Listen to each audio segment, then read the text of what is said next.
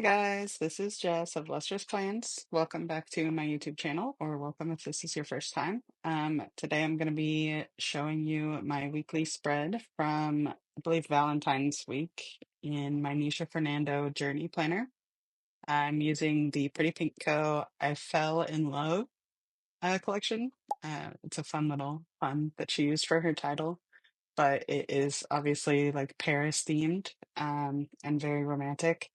I really, really love like the deep, rich tones of this collection. And so I knew when I saw it that it would be perfect for Valentine's week. So now I'm jumping right in with my first spread. I really have been enjoying doing these like two-page collages, just like spreading stickers across two pages. It's just been really fun. So I started off this week with one of those, and I'm using a sidebar color wash from her shop. And it has this gorgeous black lace detail on the bottom. These are, I think, originally intended to be used as sidebar color washes in like 1.5-inch columns in like a memory planner, but they also work really well horizontally, so I really enjoyed using it this way. I am a little bit bummed because I lost the footage for the week prior to this one that I'm showing you in this video. That was the week of Galentine's with a Plan, and I used the Coquette collection from my shop, Paper Trail Plans. Um, Honestly, I struggled a lot using that collection just because like using stickers for my own shop is always kind of challenging for me because I tend to get hung up on like formatting and what I wish I had changed in the designs instead of just enjoying the stickers for what they are. So that's just a thing that I'm trying to work through. But yeah, so if you were wondering where the plan with me for that spread is, it's lost. I'm so sorry. But I am trying to bust out a lot of editing. So I'm hoping to get caught up on all of my February spreads in the next couple of weeks. And then we can move on to some fun new spring spreads. So keep an eye out for that on my channel. It's been a challenge, like making time for editing videos, and also like doing these spreads every week because traditionally in the past, like I've just done memory spreads. So I'm less worried about like getting them done in a certain time frame. But now that I'm using this journal for my like functional weekly planning as well as my daily journaling, it behooves me to actually like create the spreads before the week starts. So that's a totally different format of planning than I'm used to. So I'm getting the hang of it, but it's still a struggle.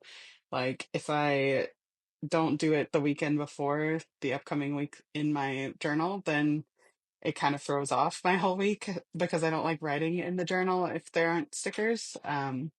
Which maybe that's something I need to get past too, because at the end of the day, it's okay to skip a week of, decorating my planner, but I just feel so much more inclined to like write in it and use it functionally if it's pretty. So let me know if you're similar at all to that, or if I'm crazy, because I know it's a hang up that I probably shouldn't worry about, but it really impacts my plans. So yeah, let me know if you feel the same way. Going back to what I'm doing in the journal, I'm using a lot of foiled elements from both the Pretty Pink Co. and Sadie stickers. They both had some really gorgeous Valentine's themed stickers come out. So I really enjoyed pulling those in. Right now, you see me cutting this giant stamp that is from a shop called Monk and Marple. She isn't currently open, but she had really cute like stamp stickers with like these beautiful roses, and I thought the colors went really well with this collection. So I pulled one of those in, and I spread it across the two pages, and maybe in hindsight shouldn't have done that because it looks a little strange. But I tried to line it up so that it looked like it wasn't wonky. Um, I don't know if I achieved that, but it's fine. Uh, you also see some music note like patterned torn paper strips, and I really, really loved pulling those in for kind of some contrast to all the like bold colors. Those are from Saucy Stickers Co. And she has a ton of different patterns in her shop, so I've really been enjoying using those and pulling in more textures with those. But the black and white just really, I think, like anchors the rest of the spread.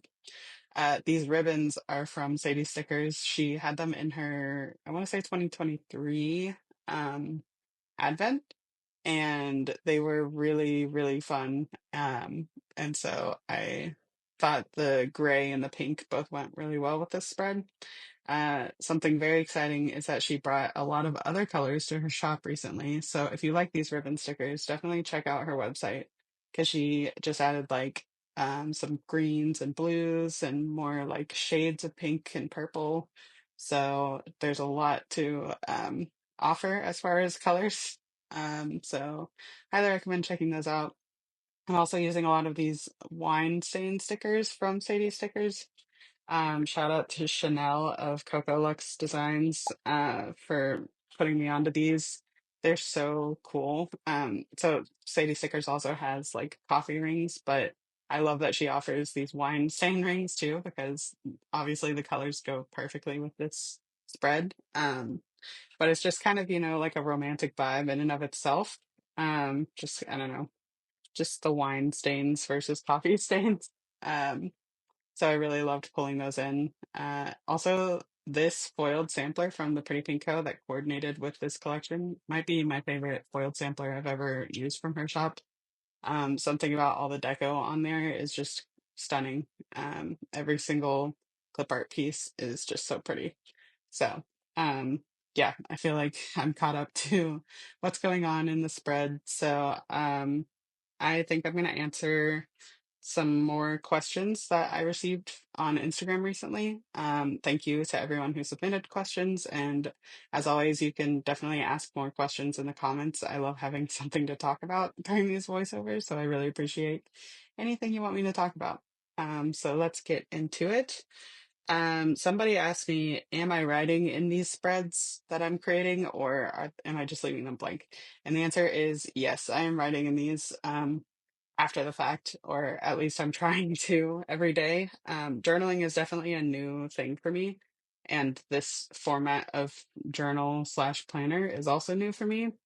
Like I said earlier in the video, I'm coming from like a memory planning background where we take sticker kits and just use them for every week and kind of lay out the highlights of each day within a week. So, like 3 to 4 things from each day, I mark in like one little box. Um, and so that's pretty vastly different from how I'm using this journal. In the past, I have used functional planners to like just jot down what I do day to day, and that's what I reference when I'm doing my memory spreads. But this is kind of a hybrid of both of those styles because, especially in the past year or so, probably longer, I've been getting pretty like extra with my memory planning, and like really leaning into the actual like base of the plans or of the spreads, and like doing really elaborate like horizontal sidebars and scenes and a lot of layering and stuff. And I came to the realization that that's really what I love about memory planning.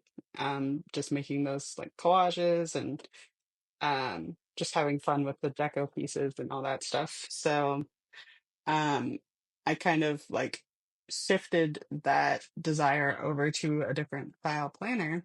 Um, so in this journal, I'm able to decorate all the pages like I would in my memory planner, but instead of like writing down highlights from every day, I like actually just journaling about it. And so it's kind of more free form. I can write however much I want.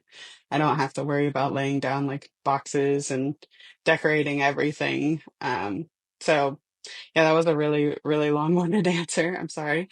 But basically, I'm really enjoying this new like format that I've shifted over to because I mean everybody knows like journaling is good for just your daily life, like introspection and like digging into why you're feeling the way you're feeling about certain things, or even just like writing down what you did during the day, like in more detail. It's just really fun to look back on. So I'm really enjoying actually writing in these, but that being said, I also struggle sometimes to keep up with it because sometimes when I get busy, I neglect my journal and I don't write in it for a few days, which is not a big deal to me because when I look back on it, they're still pretty like sticker collages to look at. So I'm not too mad about it, but I'm trying to build the habit of journaling every day. So to answer your questions more succinctly, yes, I am writing in these. But yeah, I'm just having a lot of fun with this new style. I did recently work on a memory spread. I did my anniversary week in my Sadie stickers inserts, my A5 wide like columns inserts. And that was actually really fun to get back to. But then when I got to the point of like writing down the daily plans and putting in all the icons and stuff, I remembered why memory planning has become kind of a headache for me, because it's that stuff that I just really don't enjoy doing anymore. So when I do some more memory spreads, I might play around with like just laying down the base and then maybe just like journaling about the day instead of like putting them in individual boxes. So we'll see. I'm not really sure, but I'm trying to make it, like serve me a little bit more instead of doing something that I'm just not enjoying. So that's where I'm at with all of my memory planning and journaling stuff.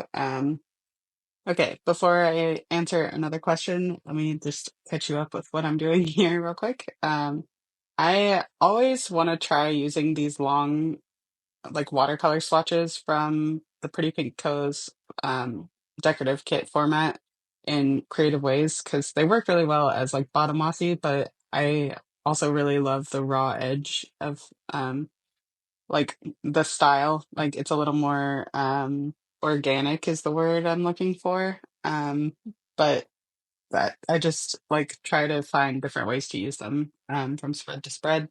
And this time I ended up using them as kind of like a corner border, by cutting them up and like turning the edges around the corner and covering up the cut edges with deco.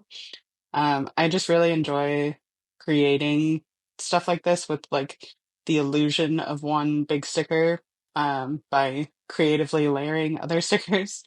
So I really like how this came out. I also really loved this foiled seasonal washi sampler from Sadie Stickers because there were two of each of the designs on the sheet. And so throughout the whole week, I ended up using every single one of them just because there was a pretty wide variety to choose from. So I thought that was fun. I know some people prefer like all of one pattern on a single sheet so that you don't run out. But in this case, I thought it was really useful to have different um, designs on the same sheet. So I really appreciated that. I think I'm going to answer one more question before adding some music for the rest of the video because there's still quite a bit to go. But somebody asked, why do I decide, or like, how do I decide if I want to use a certain kit? Um, so I guess I'll start with format. Format is huge for me as far as like picking kits because I hate the feeling of looking at a spread and not really knowing what I want to do with the stickers I have. I love looking at a sticker kit and feeling like really inspired and not feeling limited at all by what stickers I have available to me. So, as far as format goes, what I look for is like a lot of deco that I can see myself using because deco to me is kind of the most important factor in a kit. That's probably why in my own shop we have like 8 pages of just deco in our decorative format, which some might think is a little overboard, but I just really love deco, so it's very important to me. So that's the number one thing I look for, but I also do like having like, well, secondly, I guess really good florals is a must because some florals just really turn me off. One, if like they're super monochromatic, I'm not a fan of those. just because I like to have contrast in the colors that I'm using in a collection. I just I tend to look for kits that have like at least three distinctive colors that coordinate together. Because I just find it kind of boring if it's all like the same color, but maybe in different shades. So that's something I look for, as well as like in the florals, especially now that AI art is a lot more prevalent in the community. I don't like for florals specifically to look like kind of like very artificial looking. I feel like it's hard to explain what I'm talking about, but you know it when you see it, that kind of thing. So if a kit has florals that just don't feel like, like they look like watercolor, even if they're AI, then I won't go for that. Um, and then as far as format goes, also, I like having like anchoring pieces like torn paper and more functional stuff that ties together with the deco, um, so that I'm not just stuck with only deco, if that makes sense. So that's what I look for in a kit as far as format. But when I'm deciding which kit to use week to week from my own collection, I am pretty much basing it on like the season that I'm in, as well as like what colors I think would go well with that week, which is kind of arbitrary sometimes, but sometimes it makes a lot of sense. Like specifically for this one, I since I was planning the week of Valentine's, I wanted something that felt romantic and a little feminine. So that was an easy choice for this week because this kit really checks off all of those boxes. So some weeks it's easy to decide, and other weeks it's more just like what format I am in the mood to using or to be using, or if it's like a new format to me, like I have to be in a pretty creative mood to feel confident like trying out a new sticker format or like a new shop to me. So that's a factor. I also like I pay attention to what colors and what foil color I used the previous week in my planner because personally I don't love using the same foil color week to week, or like multiple weeks in a row, just because I find it boring or like a little tedious. I don't know. It's funny because I have all of the foil, or like I have the same deco in each foil color. So it shouldn't feel limiting to use the same foil color because I would likely be using the same deco even if it was in another foil color. But I'm not sure if I'm explaining myself well.